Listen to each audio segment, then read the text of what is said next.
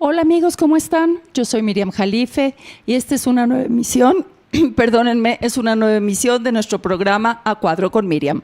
Les doy la bienvenida y les agradezco que me sigan todos los jueves, 1:30 de la tarde. Ya saben, minutitos más, pues siempre haciendo ajustes para ofrecer a ustedes lo mejor.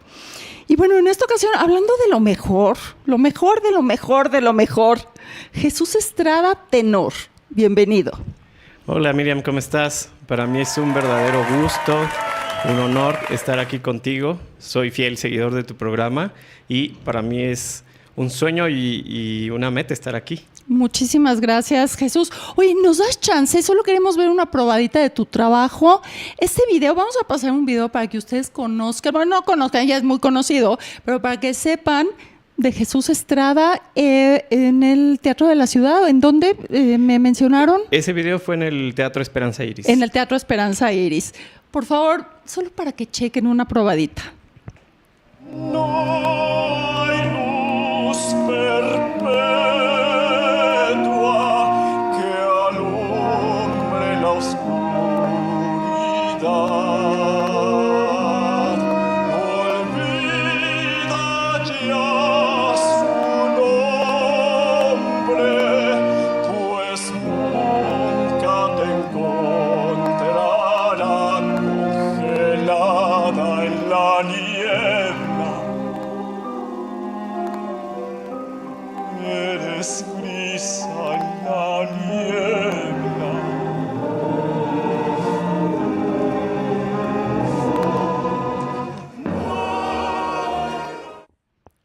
Qué tal, amigos? ¿Qué tal con este tenor aquí sentado junto a mí? ¡Qué honor!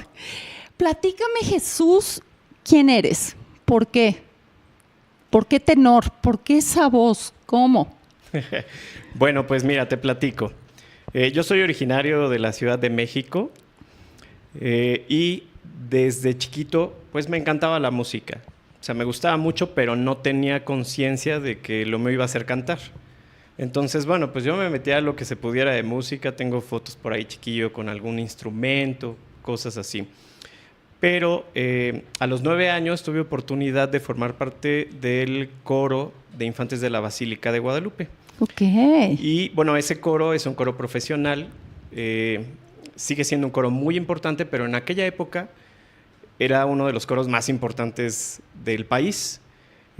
Siempre nos contrataban para hacer giras, para grabar telenovelas, para grabar películas, todo lo que se hacía en México, casi todo lo hacía el coro de infantes. Okay. De ese coro han salido personajes importantes, desde luchadores profesionales, el maestro tenor Ramón Vargas también es egresado del Colegio de Infantes. Uh-huh. Este colegio pertenece a la Escuela Cristóbal Colón, que a su vez pertenece a La Salle, y es un servicio que presta a la Basílica, pero al ser coro profesional, bueno, pues tiene apertura a muchas cosas, ¿no?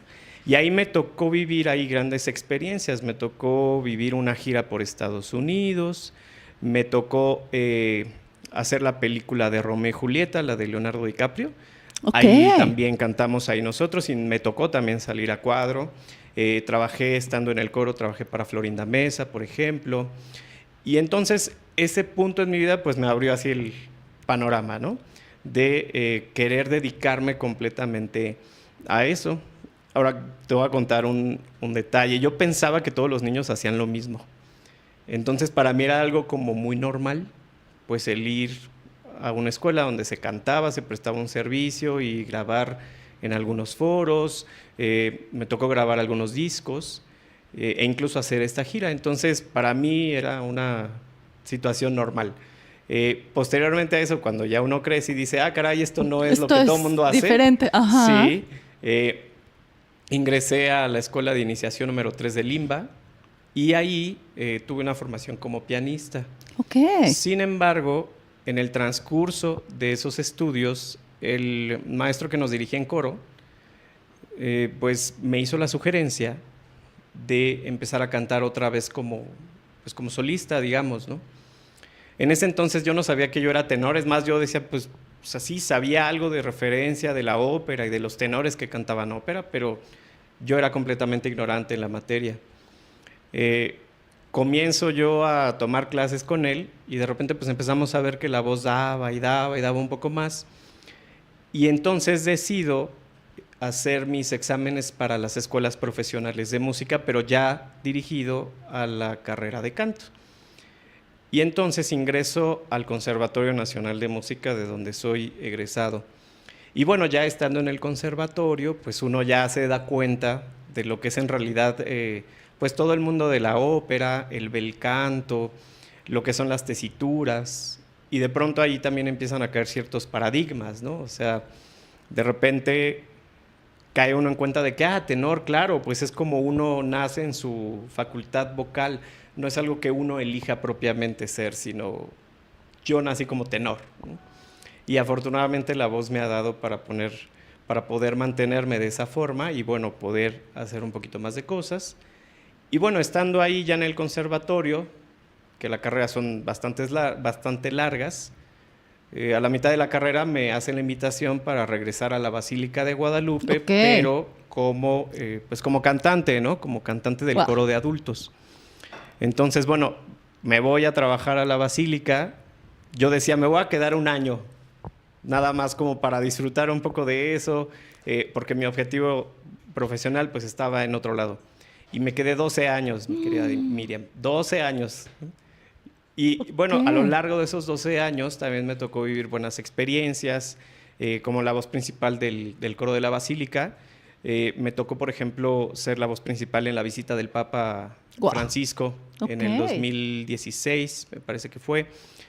Me tocó, aquí les voy a contar un chisme, secretamente. Me tocó cantarle una boda privada a Jaime Camil.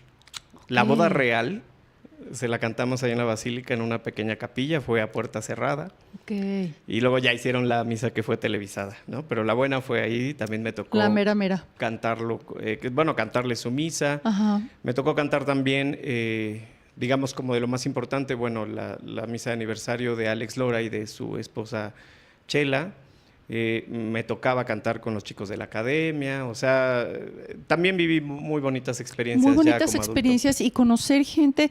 Fíjate, a veces los vemos en TV o no sé, ¿no? En la pantalla, pero no sabemos su devoción o su pasión, ¿no? Claro. Y tú tienes la oportunidad de acercarte un poco más a ellos, de compartir un poquito de su vida, de lo que realmente son como seres humanos y como personas. Sí, totalmente. A mí me sorprendía, por ejemplo, ver a Alex Lora, que después me tocó cantar con él en el Palacio de los Deportes cuando fue el aniversario del Tri, en los 50 años justamente.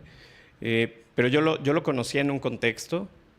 En un personaje. Exactamente. Y de repente cuando me tocó cantar la boda de aniversario, pues yo lo veía completamente transformado, ¿no? O sea, bien lo mencionas, estamos acostumbrados a verlos como personajes, figuras públicas, pero que finalmente asumen un personaje, el rol de un personaje. Y bueno, en su vida personal muchas veces son otra persona. Claro. Justo platicábamos aquí fuera de cámaras que a veces vienen actores que están acostumbrados a actuar en telenovelas, películas y eso, pero en una entrevista ya cuando son ellos ya no les es tan fácil hablar ante las cámaras, ¿no? Una entrevista. Claro. Porque es un personaje el que ellos hacen. Fíjate, eso es padrísimo, es muy curioso.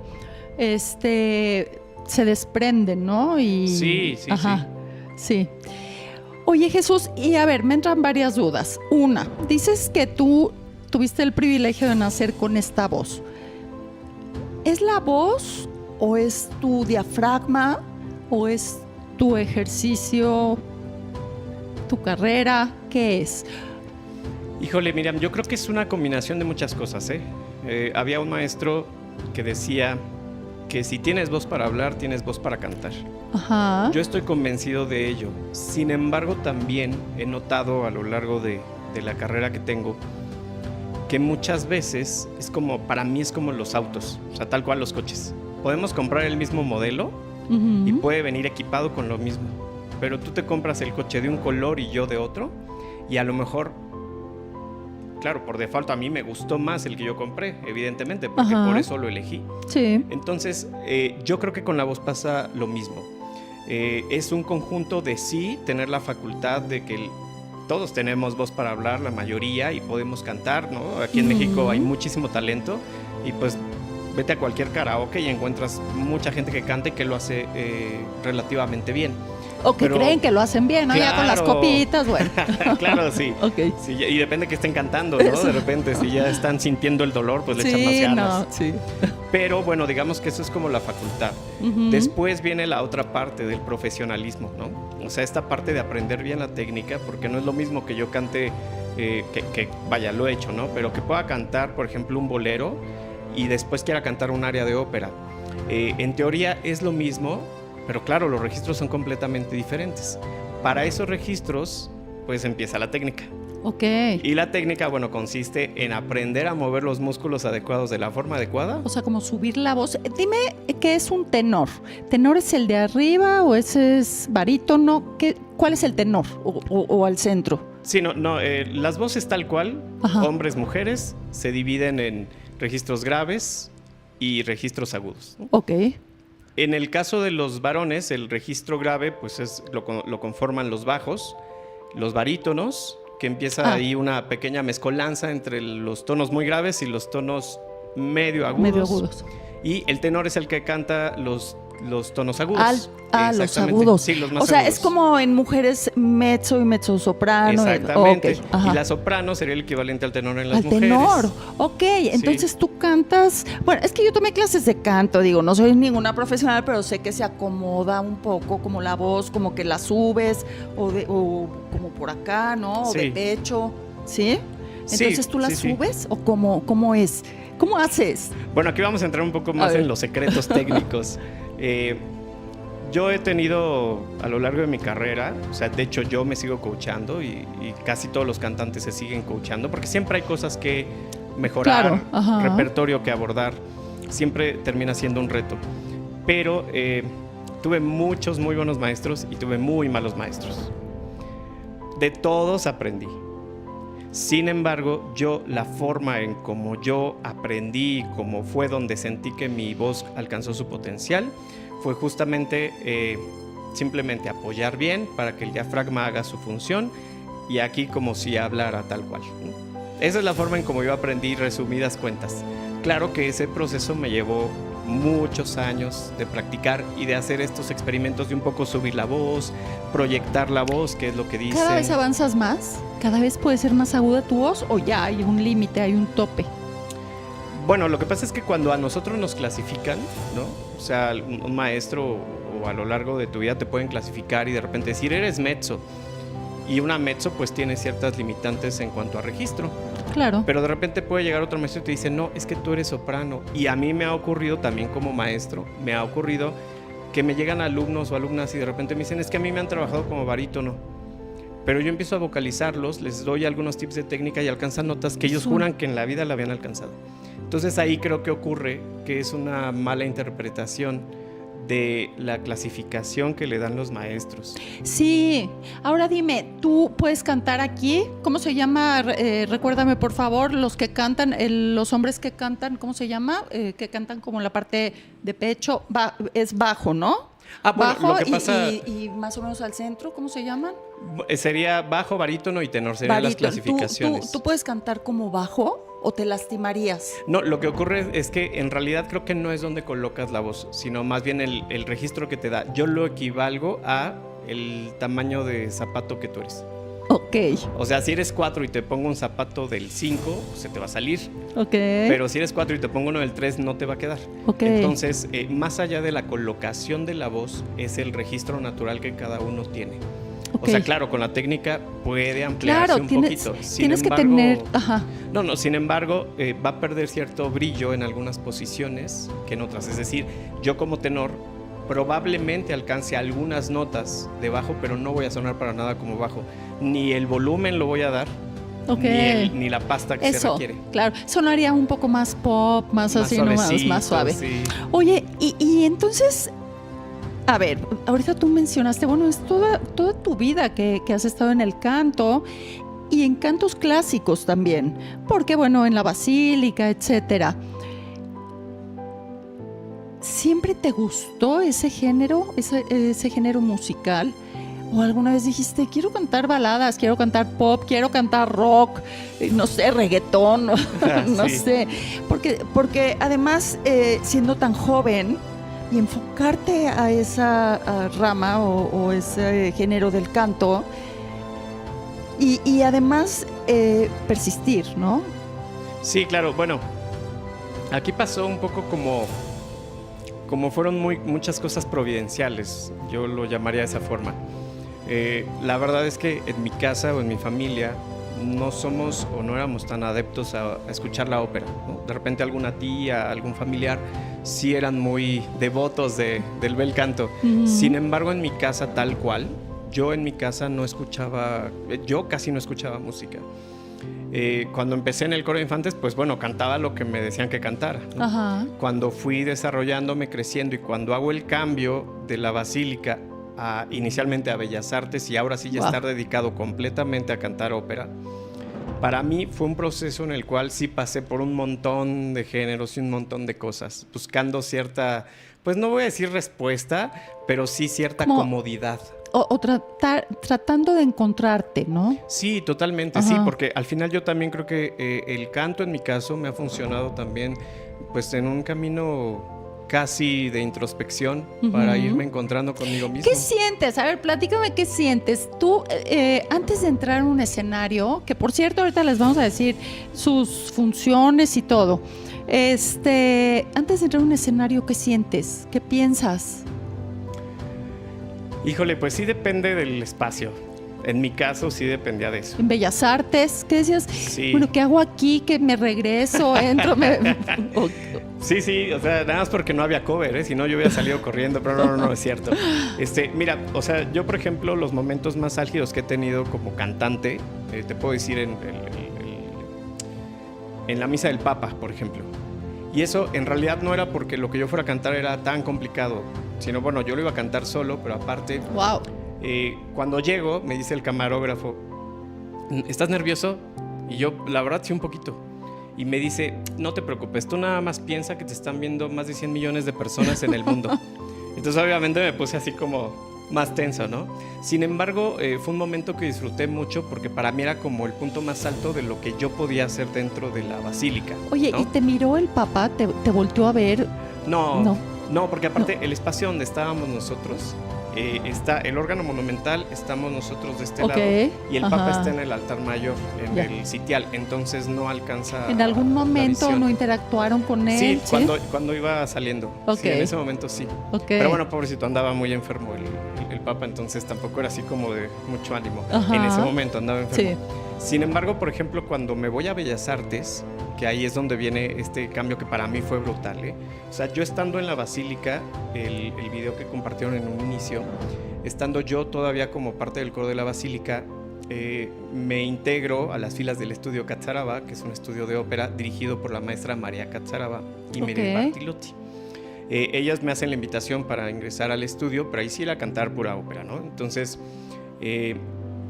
viene de repente viene una participación con el coro gay de la Ciudad de México, dirigidos por Enrique Dun, y se les ocurre así en una plática, oigan, ¿por qué no hacemos una ópera? Y entonces Enrique escribe la ópera, da los papeles, pero entonces nos dicen, oigan, va a haber audiciones, ¿no?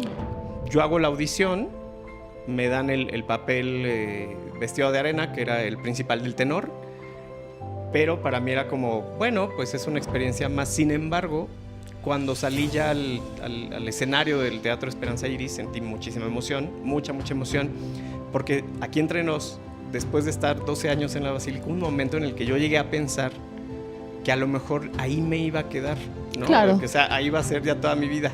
No es que esté mal, pero no era lo que Claro, yo quería. pero es que ¿no? te voy a decir algo. Yo aprendí y siempre lo menciono. Una vez vi un anuncio en la televisión, no recuerdo de qué era, de galletas, de papas, no sé, pero decía, muévete de tu sillón. Entonces Claro. era un chavo que estaba sentado en un sillón y ahí andaba nada más. Y de repente se movió de su sillón y conoció a la reina de Inglaterra en ese entonces, ¿no? Y se me quedó, de verdad se me quedó. Y Y lo comprobé porque, bueno, yo rapidísimo te platico que empecé a estudiar canto, actuación, etcétera. Y una maestra me decía, tienes que hacer castings. Y yo, ay, ¿cómo yo? Y lo empiezas a buscar y solito el camino Claro. y te empiezas a conectar. Sí, sí, parece Entonces, magia, ¿no? Sí, entonces hay que moverse de su sillón. Sí, totalmente, o sea, sí genera incomodidad y pues miedo, ¿no? Pero al final, ese día yo recuerdo que cuando terminó la ópera, salí a agradecer y la gente no se dio cuenta, pero yo estaba llorando, ¿no? Porque o sea, era para mí como no podía creer que había logrado ese cambio. Wow. Eso fue, y a los meses resulta que también pues viene acompañado el hambre con las ganas de comer. Me llega la invitación de María Catzaraba, pero para formar parte de un elenco con el papel principal para la ópera del Vencedor Vencido en el Palacio de Bellas Artes. Entonces, o sea, me ofrecen hacer la audición. No me dieron el papel, sino hacer la audición.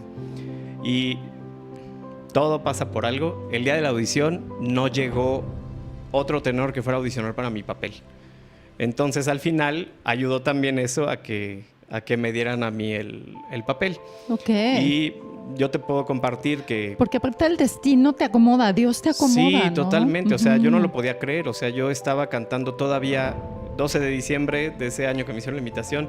12 de diciembre estaba cantando La Guadalupana. Ajá. Y a las 3 semanas estaba empezando ensayos en el Palacio de Bellas Guau. Artes, ya sin Ok. formar parte de la Oye, ¿y basílica. en tu casa cómo te tratan? ¿Así como el tenor? ¿O No. Jesús lava los trastes? Sí, no, esto es, soy una persona completamente normal. Incluso de repente cuando me buscan para que quieren tomar clases, yo soy una persona muy entregada. No me gusta hacer lo que le llaman en el argot divo, ¿no? Entonces, que es como muy común. Pero en mi caso no, a mí no me gusta. Yo así crecí, así soy y creo que así seré. Entonces, Claro. yo soy de... ¿Qué crees? Que a los divos la vida les da muchas lecciones. Y más a veces cuando son jóvenes es cuando y llegan, ¿no?, al éxito, es cuando se creen, pero la vida te da bajones, se encarga. Entonces siempre hay que ser sencillos. No te voy a decir humilde, a mí no me gusta esa palabra, pero sí sencillos. Sí, sencillo, claro. Ujú, Sí, sí. sí. Y manejar la sencillez y lo que uno es, lo que realmente de la cuna que naciste, quién eres, ¿no? Y lo que tienes adentro, ¿cierto? Sí, totalmente de acuerdo contigo, ¿eh? O sea, a mí no me gusta meterme en el papel de soy el tenor y atiéndame y estas cosas. Primero porque en realidad casi toda mi carrera la he hecho solo. Digo, hace ya algún tiempo que estoy trabajando con Fer Galindo, que le agradezco mucho, mi representante, pero en realidad yo casi siempre lo he hecho solo. Entonces sé lo que me cuesta o lo que me ha costado llegar a ese punto, ¿no? Y también hay otra cosa, o sea, yo debuté en la ópera hace 2 años, en la ópera como tal, o sea, ya dedicado a la ópera completamente, debuté hace un par de años. Entré, a mí me voló la cabeza porque entré, digamos, como por la puerta grande, que no es tampoco lo más común, ¿no? O sea, mi papel, el primer papel principal que tuve fue el protagónico y era mi debut en el Palacio de Pero es Bellas que Artes. tú cantas grande, entonces ¿cómo no te iban a dar el papel grande? O sea, No, y me causó muchas cosas. Incluso alguna vez un periodista me habló por teléfono para una entrevista y me decía, maestro, ¿qué se siente sacarse la rifa del tigre? Porque nadie quiere a Hernán Cortés. Y entonces yo decía así, híjole, sí es cierto. Y había gente que me trataba mal dentro de la misma compañía porque yo era Hernán Cortés, ¿no? Entonces son de esas cosas que también van pues abonando a esta parte de yo no tengo por qué actuar de una forma en que no es Jesús. claro. O sea, ajá. mi perfil, y lo puedes buscar en redes sociales, aparece como Tenor Jesús Estrada, pero ese es mi nombre. Claro. O sea, mi personaje no es algo que se aleje de lo que yo soy. Ujú. O sea, yo en mi casa me pongo a ensayar, pobre de mi esposa, a la cual le mando saludos. Me escucha mis gritos y me escucha Ok. todo lo fallido y todo lo que recompongo hasta que sale, ¿no? Pero yo soy una persona muy abierta, muy entregada. Claro, porque finalmente ese personaje se acaba, ¿no? Claro. ¿Y qué crees? ¿Que se te abren más puertas siendo una persona accesible? Bueno, por supuesto que te tienes que dar tu valor porque eres un artista, porque tienes una calidad de tu producto, por así decirlo, ¿no? Tú tienes que cuidar tu calidad, todo.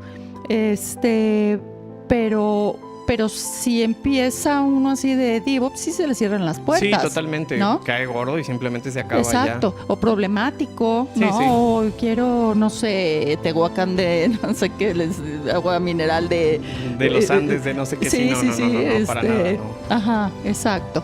Que sí debes de tener tus cuidados, ¿verdad? Para la Sí, voz. totalmente. Sí, claro que sí. Ok. Y ustedes se preguntarán, ¿y por qué no canta Jesús? Porque está recién operado, ¿cierto? Así es. Está recién operado y el sábado va a tener una presentación y entiendo que los cantantes y más los tenores pues se deben de cuidar mucho. Fíjate, yo tenía una maestra de canto que cantaba muy dulce, cantaba las canciones en las películas de Disney. Ah, claro, sí. Pero siempre tenía botas y decía, yo no me puedo enfriar los pies nunca. Mira qué curioso. Sí. Sí, pues, Entonces, cada quien tiene sus cuidados, ¿eh? O sea, yo conozco colegas que terminando una función se toman su coca con hielos. ¿es como para adentro. cerrar o por qué? No lo sé, yo no lo podría hacer, por ejemplo. O sea, yo no me atrevería No, pues a si hacer tienes eso. la garganta ahora sí que caliente, Sí, pues ¿no? está O sea, recién caliente, pero ajá. yo, por ejemplo, eso no me atrevería a Oye, hacerlo. ¿y el tequila te abre? No, ese es ¿No? un mito ¿Es un mito? completamente. O pretexto, ¿verdad? ¿Quién sabe? Ok. No, el tequila en realidad lo que hace pues es quemarte. O sea, Ok. sientes que abre porque te calienta. Ok, Pero en realidad no es más te quema. fácil. ¿Y no te sensibiliza? O sea, ¿tienes permitido, por ejemplo, tomar algo antes de dar función o de un concierto? Pues mira, Miriam, lo que pasa es que yo como venía en este servicio que daba en Basílica y que era muy demandante y a la vez combinaba mis conciertos personales, o sea, mis conciertos ya con ópera y música de bel canto, la verdad es que yo no... Te formaste no de me una daba manera chance profesional. Sí, o sea, no me daba chance de esos, por ejemplo, de echarme un tequilita a ver si cantaba mejor o algo. Nunca me dio la oportunidad porque al otro día tenía que trabajar, ¿no? Claro. Entonces yo decía, no, mejor me O la llevo además en la tranquila iglesia, o pues, algo. ¿cómo te vas a llevar tu tequilita, no? Bueno, ahí consagran vino, ¿eh? O sea, Ok. alcohol hay. Pero bueno, el asunto es que yo, pues, me desarrollé así. Claro. Y la verdad es que me siento cómodo de esa forma, me siento bien. O sea, no te voy a negar que de repente después de una función, y también ayuda, o sea, después de una función, tienes la adrenalina a tope. Sí. Entonces, bueno, una copita Algo. de vino no se Oye, le niega a ningún artista. Eso, y después de tu concierto, así te quedas pensando, por ejemplo, en la noche, ya cuando te acostaste a dormir, fíjate los contrastes, ¿eh? Sí. Primero estás con un auditorio lleno, ¿no? El público, y ya de repente, bueno, tienes a tu esposa, tu familia, pero ya, el silencio, ya me voy a dormir, te pones tu pijama. Así es, ¿no? Híjole, ¿sabes qué? A veces... Entran vacíos. No lo mencionaría yo de esa forma, pero sí pasa algo. Te acostumbras tanto al aplauso que el mismo día de la función llegas a tu casa, te acuestas, te duermes y ese silencio, todavía con la adrenalina arriba y con el chip y el mood de tu cerebro de que estabas en el concierto y pones toda tu intención en ese evento, que de pronto sí me hace falta la felicitación, Sí. el maestro, y estando en casa pues es más complicado, ¿no? O sea, estando Claro. en casa pues es mi esposa y me dice... Y felicidades, lo mi hiciste amor, muy lo que bien. sea, ¿no? Sí. Pero ahí no recibo esas, Ovaciones. claro, totalmente. Sí, como que ya vámonos a dormir, muy Sí, bien, muy sí, bien. Y- sí, claro. Oye, ¿y no te pasa que te dice, oye, ya ni la muelas, hiciste tal cosa? Porque a mí me ha pasado, ¿no?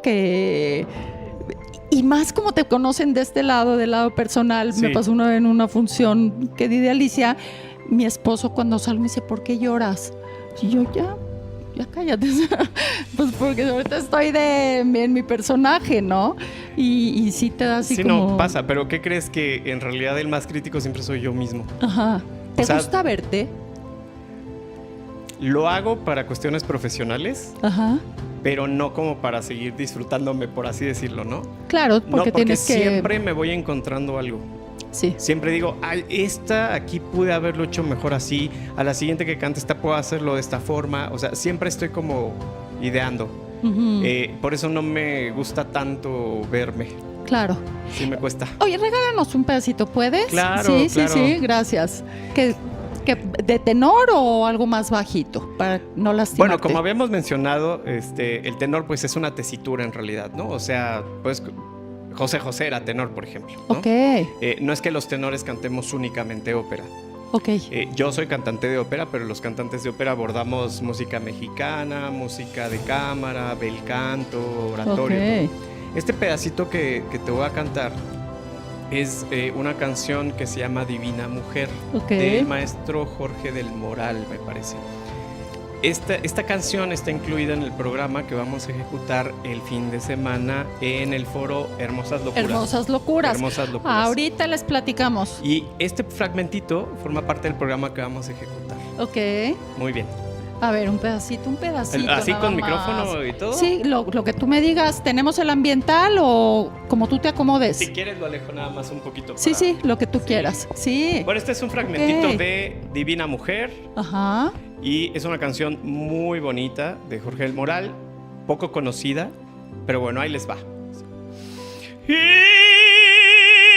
yo pronunciaré como una oración, tu nombre diré. Oh, divina mujer, postrera ilusión con que moriré.